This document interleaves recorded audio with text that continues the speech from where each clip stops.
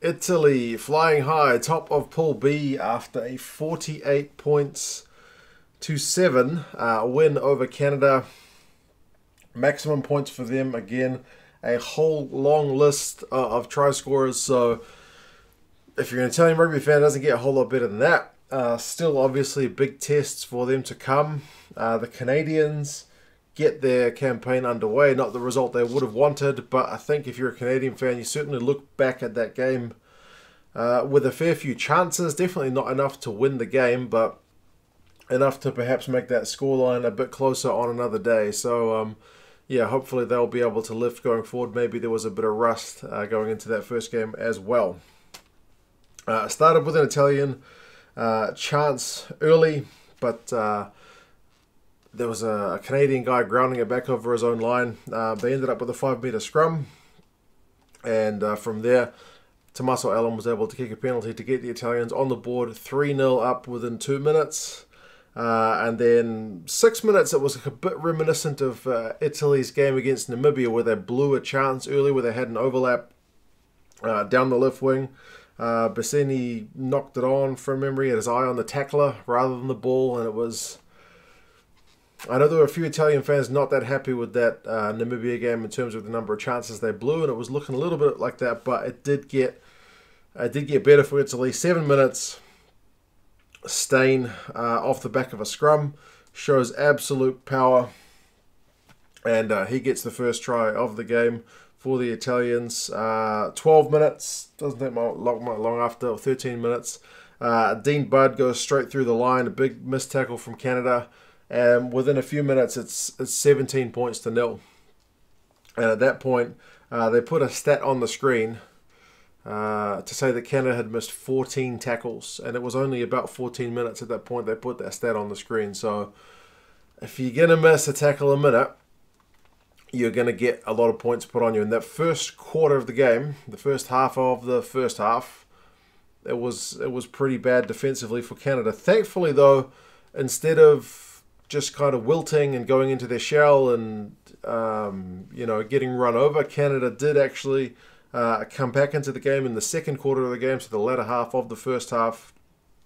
They blew an absolute gift of a try, and actually by this point, 2 of the Canadian guys have gone off, which was a bit disconcerting in terms of thinking about the end of the game. I forget which guys they were. I think Rumble and somebody else. But yeah, they blew a try. Ardron with a pass to, I think it was Heaton. They'd already beaten the last man. All he had to do was catch the ball. It was at his chest. He just needed to catch it and go over. He fumbled it, which was pretty tragic at the time. He'll have nightmares about that one, but it's sports. Stuff happens, so... Dan Bega missed a conversion straight out in front. So did Matavesi from Fiji the other day. So sometimes it just happens that way. It was very disappointing because Canada could have used a feel-good try at that point. And especially 17-0 down, you're not dead and buried. But yeah, it wasn't to be. It wasn't their only chance, though. They did create, like that one was a genuine 7-pointer. Later on, DTH van der Merwe, after Canada had turned 3 and missed their own line out, which was a bit sad. But yeah, they went on the left wing. There was some good defense by Minotti to kind of prevent the try-scoring opportunity. It was kind of like a 50-50 chance if passes had gone better. But yeah, the Italian scrum was virtually getting penalties on demand at the start of the game as well, throughout the game for large periods, really. And just before halftime, 3rd Canadian player went off the loose head. Before halftime. So it was looking like it could get messy for Canada, and I suppose 48-7 you could say it did, but definitely in the second half of that first half, so the second quarter of the game, they looked a lot better. Tyler Ardron kind of almost got yellow carded, but Nigel Owens, who was initially going to yellow card him, got talked down by Wayne Barnes to say that a deliberate knock-on was actually not worthy of a yellow card, so he was fortunate. But yeah, that's how it went at halftime. The Italians will be disappointed they didn't maintain that momentum for that first half. Canada, on the other hand, will be, I guess, happy that they staunched the flow, but maybe disappointed they didn't take the chances that were on offer. Halftime stats with a improved Canadian defence, you must say. Run meters 283 to 196. Possession was 61 to Italy. Territory is 59 to Italy. Italy's tackling percentage was good, and that remains a theme, 86%. Canada was 62%. That would have been up from the start of the game, so it was getting better as the game went on. Also, the Canadian lineout was at 57%. It was having a few issues. They were 4 from 7, whereas the Italians were 8 from 8, so very clinical. Turnovers conceded as well, 11 to Canada, 7 to Italy, despite having less ball. Canada were making more errors, so the handling errors were the killers, the line-out errors were the killers, and missed tackles. So, but believe it or not, within the end of that first half, they were actually playing pretty good. Second half, it's similar to the first half, and the Italians just come flying out of the blocks. Negri gets a try after the Italians go through some phases. It's 24-0. 30 minutes, DTH again gets a line break. It goes to Hassler, but Minozzi's there again to make a tackle and force the Canadians to knock it on. So it's another kind of half chance, maybe slightly better than half chance that's gone begging for Canada. 58 minutes, the Italians have a maul. The TMO has a look at it. This is after the Canadians have already been warned about their play in the defensive zone. And Heaton, whose day is getting worse after blowing that try earlier, gets a yellow card for collapsing the maul. So it's a penalty try. That makes it 31 points to 0. And that's the bonus point for Italy. It looked like they were going to get it in the first half at the start of the game, but it took until early in the second half for them to get it, almost the hour mark.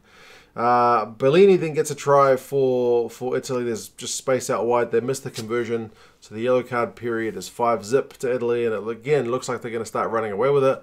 But then 64 minutes, Ardron gets a try. You'll notice it's not on my board. It is disallowed for a slight knock on, and you can feel Nigel Owens doesn't want to tell them it's not a try, but it is not a try. And he even says, sorry guys, it's the knock on in the lead up.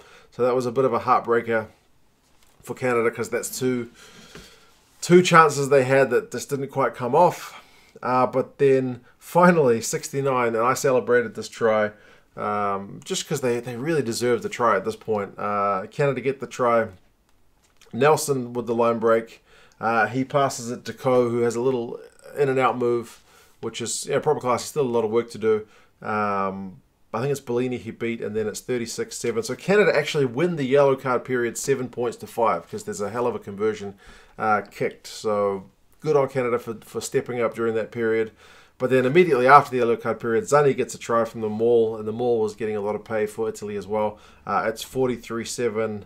And then 78 minutes, Polledri, who I think ends up getting man of the match, has a big line break. Eventually the ball goes to Minozzi, and it's 48-7. They missed the conversion, so don't quite go 50.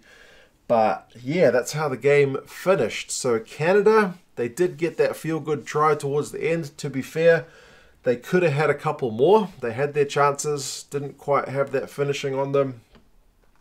Italy started out of the blocks in both halves really strong, finished this game strong as well.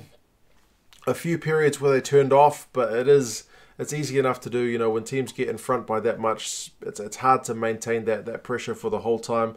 They didn't seem to suffer any injuries, the Italians, so it's kind of a perfect result to them for them. If they are going to get anywhere in this pool, they probably needed to go out and put in some performances against the teams who are not South Africa and New Zealand, so they've done that. So good for them. Final stats, Italy had 659 run meters to Canada's 397, so they're showing a bit of dominance with the ball. 55% possession and 56% territory, but actually in the second half it was 50-50. So this is what I mean about Canada. Despite the fact that they shipped some points, they really did kind of come into the game a bit better. Tackling percentage for Italy maintained a really good number, 86%. So 96 out of 111 tackles. Whereas Canada was at 60, so 58 out of 97. Again, that's kind of reflected on the scoreboard, isn't it? Penalties conceded, 11 by Canada, 5 to Italy. Largely maul and scrum penalties were pretty costly. Turnovers conceded, Canada 24, Italy 17. And again, that's with Canada having less ball.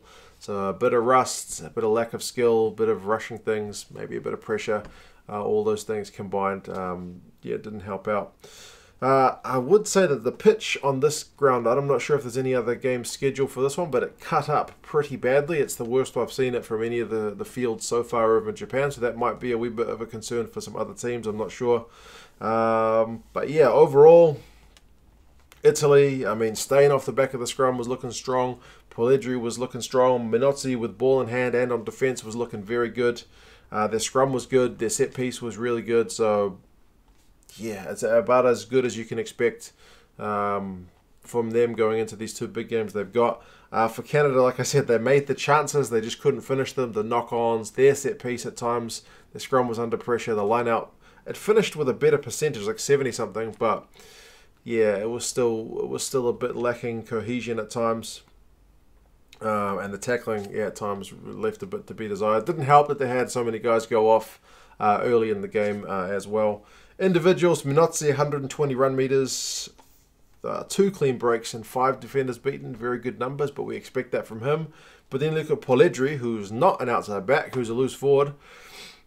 106 run meters, so not quite as many, but 3 clean breaks, so 1 more than Minozzi, and 14 defenders beaten, which is just ridiculous numbers. So no wonder he was man of the match. Defensively, Negri had 11 from 11 tackles. McRory for Canada had 10 out of 13, so good effort for a guy in his position.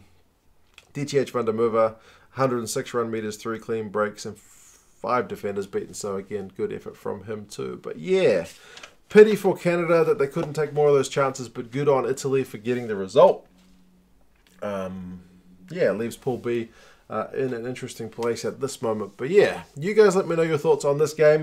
What did you think of it? And yeah, I'll talk to you again soon. See you later.